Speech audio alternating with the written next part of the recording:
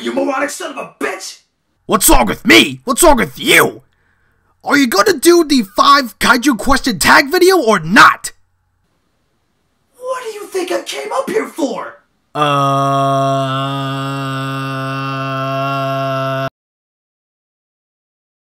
It was him.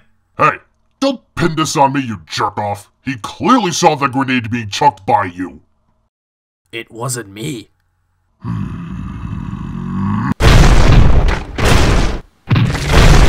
Immature boys, you gotta love them. I'll see you guys and gals in the videos.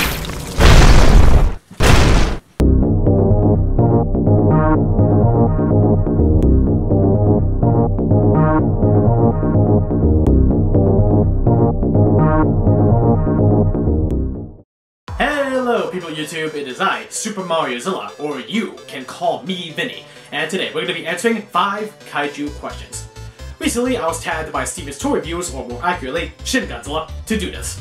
So basically what I'm going to be doing is answering 5 different Kaiju related questions. Simple.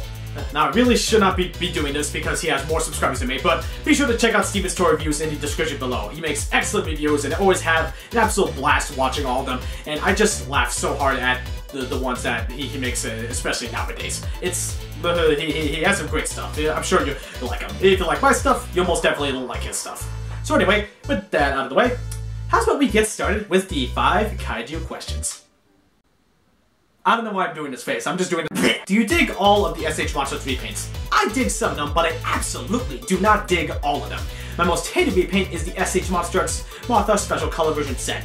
I hated that set so much that I've actually sold it off. Yes, I hated that set so much, I sold it.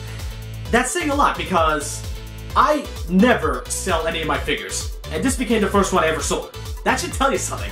That figure was horrible. That figure set was horrible in so many ways. Awful, awful, awful, awful, awful, awful, awful. Spoilers, I knew that that's going to be number 1 in my top 10 most disappointing figures of 2017.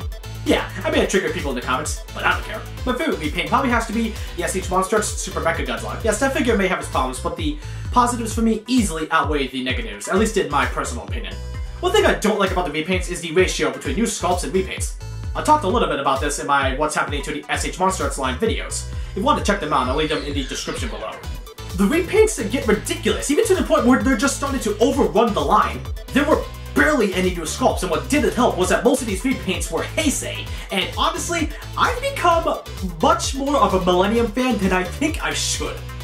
Obviously, that's not the case now with some of these new figures coming out, like the SH Monsters Mechagodzilla 74, and the SH Monsters Godzilla 2017, and most recently, the SH Monsters Godzilla 2002. It's just, you know, give us a balance, you know? Don't just constantly release repaints, especially with the older, long-time collectors. Otherwise, you're just gonna like straight them away from the line. Like, that's not good. You don't want that, do you?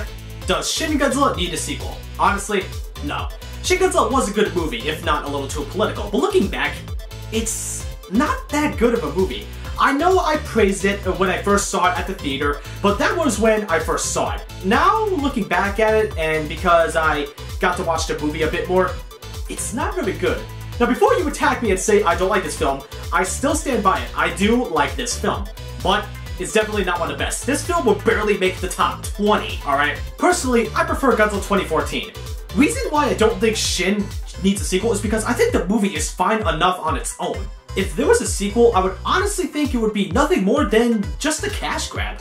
The Shin forms, the Shin humanoid figures at the end of the tail do pique my interest, but I don't think they pique my interest enough to want to see a whole movie sequel about it. Like, you know, that... Why? Yeah, again, they interest me, but again, don't interest me enough to want to see a whole movie about them. Like, maybe a little comic, but a movie? No, no. Again, Shin Godzilla I think is fine enough on its own, but that's just in my personal opinion. Top 5 favorite kaiju. Now, Godzilla does not count for this list, so allow me to give you a miniature top 5 of my personal favorite Toho kaiju. Number 5, Destroyer! I love Destroyer so much because of his menacing design. And his roar is one of my favorites out of all the Toho kaiju I have seen and heard the roars from thus far. I'm sorry, but his roar just screams menacing and just badass. And personally, I like his origin story a lot. It's honestly one of my favorites. It's just interesting to see Destroyer, actually a prehistoric creature, come all the way to the modern time eras because, you know, he survived for like billions of years in the ocean. I don't think we got any prehistoric backstories with any kaiju until Godzilla 2014. But even then, he was made by Legendary, and Destroyer was made by Toho, so I'm not sure if I can really count that. But still, Destroyer's backstory is still one of my favorites. Number 4, Jet Jaguar. I love Jet Jaguar because of nostalgia, and he was introduced to me from the video game Godzilla Save the Earth for the PlayStation 2. I remember seeing him for the first time. I was just like, wow, that is so cool. I want to unlock him and play as him. And I had an absolute blast playing as him. He was just so awesome and fun to play in that game for me. I'm sorry, he just was. Another reason why I like him is because of his powers. He has a unique power of shrinking to human size and growing into kaiju size. I don't think much kaiju, if any at all, have that ability whatsoever. He may have appeared objectively one of the worst Godzilla movies, but that does not change my opinion on him at all. I also love him for how friendly he is. Honestly, if Jet Jaguar were real, I would love to hang out with him. Number 3, Megalon. Megalon is one of those kaiju, again, I love for the nostalgia, because he was introduced to me from the video game, Godzilla Destroyer Monsters Melee. His bizarre design to me, while bizarre, it's just so awesome to me. I don't know why, it's awesome. I also love his ability that he can just dig underground and attack monsters from underground. Before Baragon, this is my favorite ability before, you know, I knew Baragon had it technically first. But Megalon I discovered first, so haha. Well, not haha, I actually like Baragon. I mean, I don't like him that way, but, you know, like, Megalon, I just like him more, because he's like... Number 2, King Ghidorah. Again, this is because of nostalgia. Like Megalon, I was introduced to him thanks to the video game Godzilla Destroyer Monsters Melee. He was just so awesome to me, and when I finally got to play as him, I had an absolute blast. Then I kept pissing off my father, who was playing as another monster, and I kept beating the shit out of him with King Ghidorah. Well, again, he was playing as another monster, so I was an expert at video games then.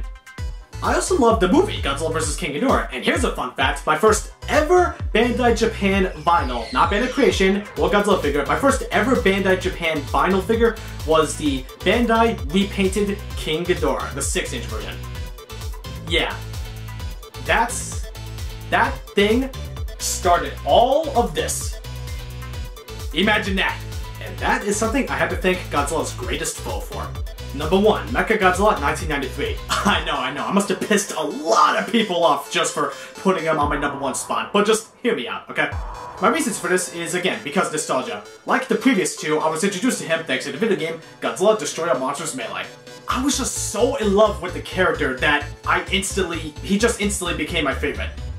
And I don't mean love in that way. He was just so awesome to me. In fact, one of my childhood toys was the Bandai Creation Mechagodzilla 1993. And that is a staple in my collection, and I will never get rid of it. And the first ever Godzilla movie I watched was Godzilla vs. Mechagodzilla 2. Yes, that was the first ever Godzilla movie I watched, and it became one of my favorite Godzilla movies of all time. Maybe even my favorite movie of all time, who knows. And the movie itself made me love the kaiju even more. People say show up Mechagodzilla or Kaiju is where it's at. Fuck! Mechagodzilla 2 was where it was at for me. I also love that he's a legitimately difficult opponent for Godzilla to take down, whereas sometimes, some kaiju just get taken down really easily by Godzilla, where Mechagodzilla just comes in, gives Godzilla some actual challenge, and Mechagodzilla just kicks the ever-loving shit out of Godzilla sometimes. And all that is why Mechagodzilla 2 is my absolute favorite kaiju. A fun fact about myself. You want to know a fun fact? I'll give you a fun fact. Did you know back then I actually was not a fan of Dragon Ball Z? In fact, I did not become a fan until 2014. And during that same year, that was the same year I started collecting the SH Figures Dragon Ball Z line. And that's how it grew so much. Yeah, it was just... It's weird looking back then, because I was not a fan of things back then, as I am a fan of things now. It's odd.